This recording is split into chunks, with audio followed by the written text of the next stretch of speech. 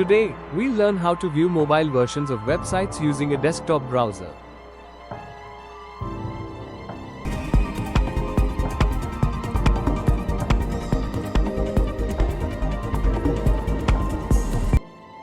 Open your favorite website.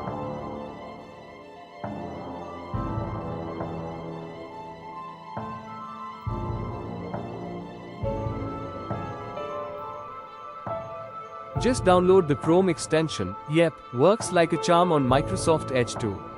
Links chilling in the description below.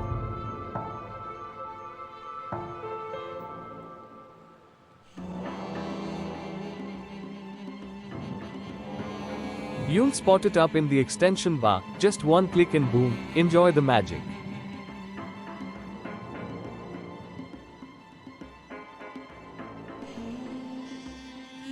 Don't forget two things. First, you get a lot of mobile screen options to choose from. And second, to know the working method, hit that subscribe button.